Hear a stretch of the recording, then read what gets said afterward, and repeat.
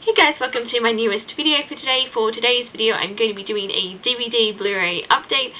I know it's been a few weeks since I last did a video, but I've kind of took a bit of a break from YouTube just to sort of figure out what I wanted to do with my channel, and I've decided I actually want to get more back into DVD and Blu-ray collecting, because I kind of feel for the last few years I've sort of been doing like it on and off, but not really like it's not really been the main focus that it's been in the past. And I've actually recently got bit by the bug again, and I think yeah, for the next little while I want to start doing more updates a bit more frequently.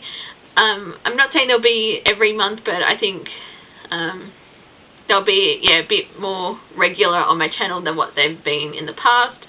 So I thought, you know, to sort of ease back into video making, that I would do an update for today. So I have 5 DVDs and 8 Blu-rays, and the 5 DVDs are TV shows, so I'm just going to quickly go through these.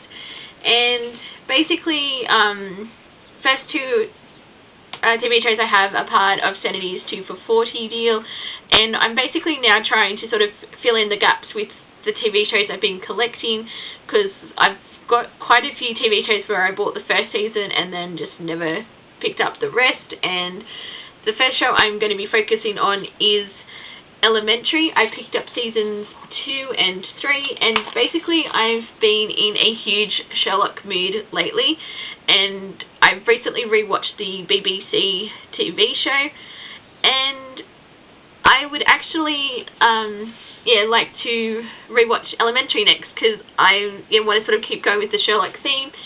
And yeah, it's sort of because I've actually fallen a bit behind with Elementary, because I was watching it, like keeping up with it as it aired, and then I got up to like the first few episodes of season 5 and then just completely fell behind, because it's like now in the middle of season 6, I think. And yeah, basically this show was one of the ones that suffered during my the great TV slump of 2016-2017, and I would like to get caught back up on it. So I started to pick up seasons 2 and 3, because I had season 1, which I think I picked up when it was first released, and yeah, never got around to picking up the rest. So I thought, you know what, I'll work my way through on getting the Elementary TV season. So yeah, that's Elementary. And then the next 3 I got are actually the last few DVDs I need to sort of work towards finishing my collection. It's more or less complete, but in the past few years I've released a few, like a couple more releases, and I just wanted to have them, you know, in the collection. And they are the Underwater Menace, the Moon Base, and the Web of Fear. Yes, it's taken me this long to finish off getting the rest of these Second Doctor stories. Basically what happened was I was browsing through Amazon Australia, and they had these for like $7 each, and normally like this would be about $20 regularly just for one. So I got 3 DVDs for the price of one, and I was like Doctor Who DVDs, and I thought, you know what, I'm going to finally finish off this gap. And yes, I'm happy to have these in the collection now. I've actually nearly finished the first Doctor stories in my Doctor Who rewatch, so I will be getting to these hopefully pretty soon. So I mean, I have actually listened to the audios for these, because I do have the TV episode, like the audio box sets that were released a few years back. But I'm actually excited to sort of see, well, I have watched the Web of Fear. I actually rented it, bought it on iTunes when the stories first appeared, once they were discovered.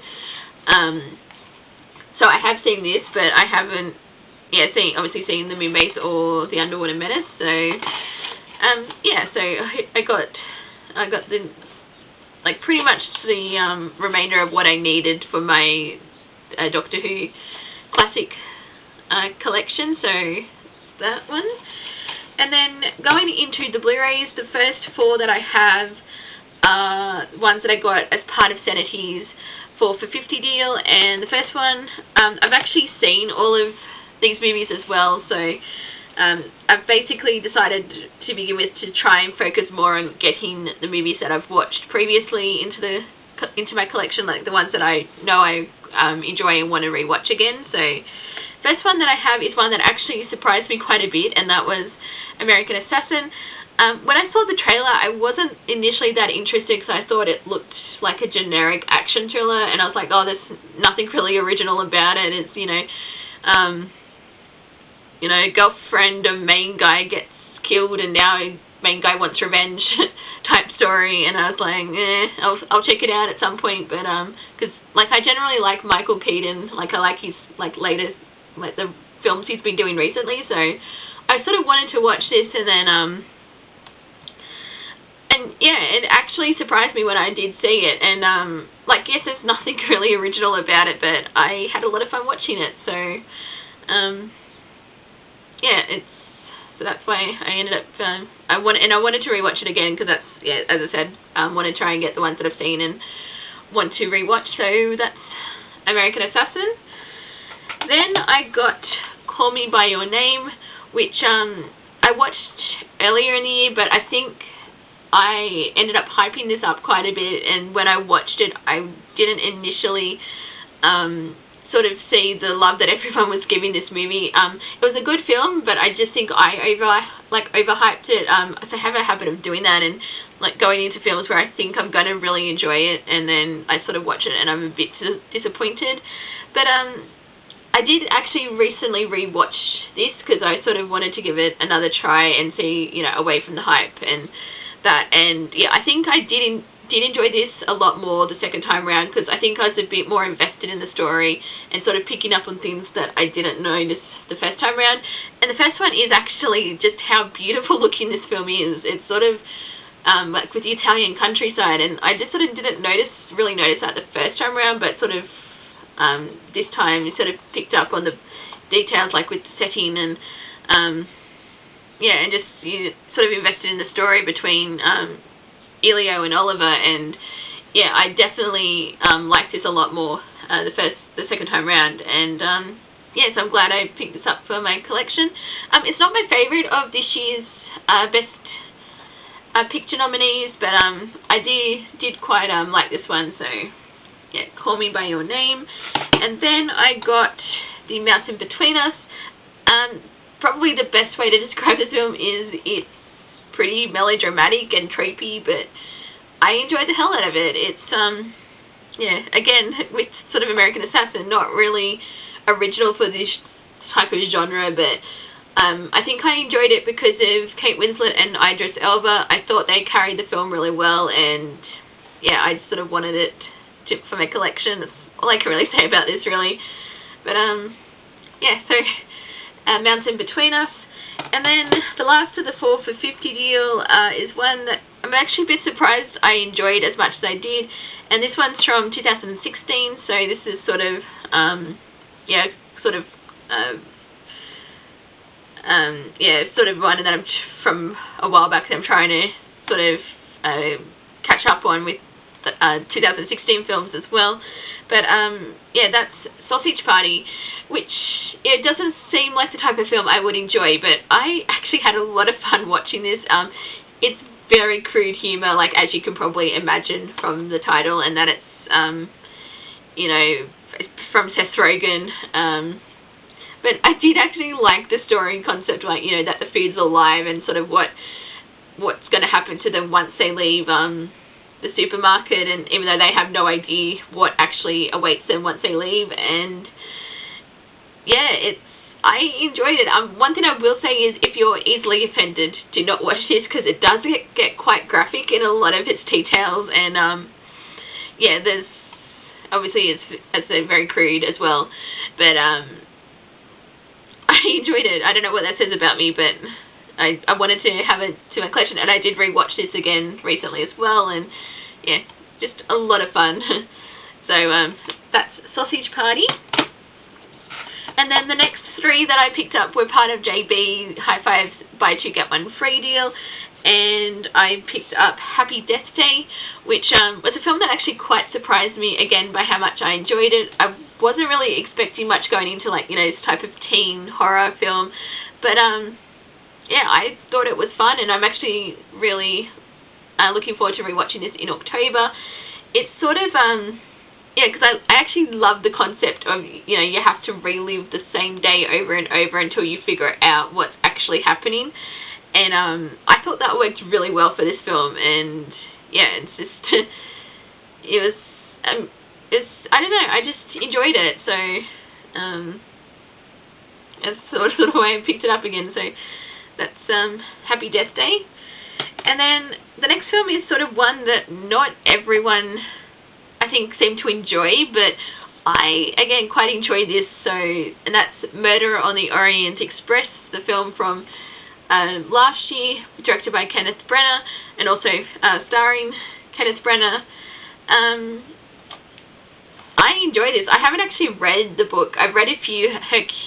Hercule Poirot, I'm not sure how to say his first name, but I've read quite a few of the books, but I haven't read Murder on the Orient Express.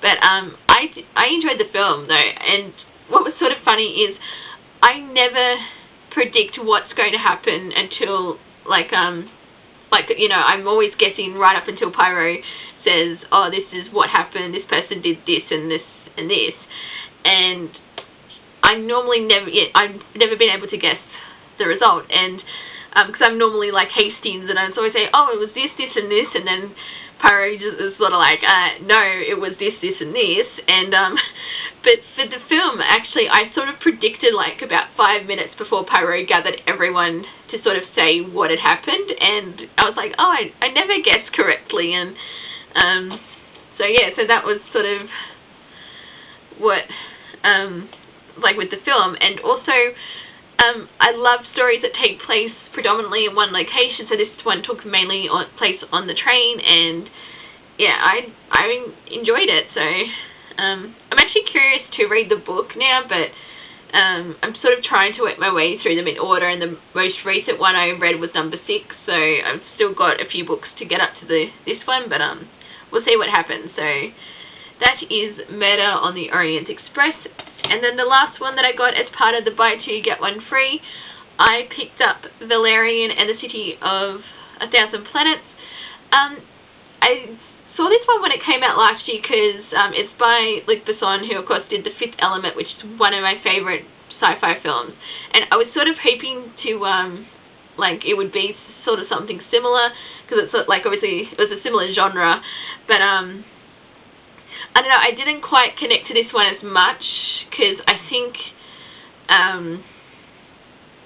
yeah, I don't know, I didn't buy the relationship between the two main characters. Like, I thought they had no chemistry, and the main reason I got this one for the collection, because you're sort of wondering, well, why did you pick it up if you sort of didn't like the main, the main characters? I thought the world building in this was actually quite fantastic. I loved learning about the world that this took place in, and sort of the bigger conspiracy that was happening. And it's also a very visually stunning film as well. It's sort of, I did like those aspects of it as well. So I think that was sort of the main reason I wanted to give this another rewatch, just to sort of see, you know, how it holds up on a second viewing. But yeah, because I mean, I did enjoy it when I watched it, so obviously I enjoyed it enough to want to pick it up, but I'm sort of wondering if maybe I'll like it more on a second rewatch. So that was sort of like my reasoning with picking up this one. And you know, I can say this was the free title that I picked up with the buy two get one free, so technically speaking, I didn't really pay anything for it. So so yeah, so that was Valerian and the City of 1,000 Planets. And then last but certainly not least, I picked up my favourite film of 2018 so far, and that is Avengers Infinity War. I absolutely love this movie. I saw it twice at the cinema, and yeah, I'm actually re-watching the MCU films, so I'm up to Iron Man 3, so I have quite a few films to go before I get to this one, but I loved everything about it, and yeah, because I know the first time I watched it, I was sort of, like, by the end of it, like, it was like sort of that invested in the story, you were almost forgetting to breathe. Like, you were just like, oh my god, what's happening? No, this can't be happening. It was just such a roller coaster of emotions, and yes, definitely can't wait for the conclusion next year, so sort of see how everything wraps up. And yeah, but absolutely loved it, as I said, and yeah, can't wait to rewatch this one. So yeah, so that's Avengers Infinity War, and that is everything that I've picked up for August 2018.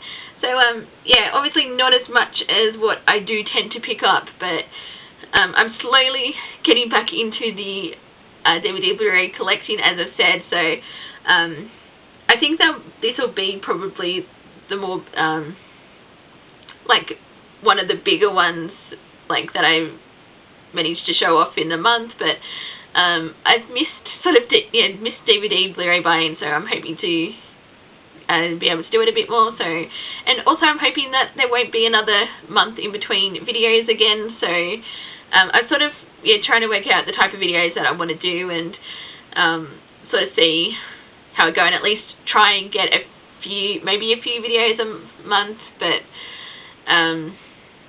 yeah, I sort of see how I go with like, if I'm inspired to film and that. But I guess we'll see in the next few weeks what that's like. So yeah, I'm just going to stop it here. So thank you guys for watching, and until my next video, I will see you guys next time.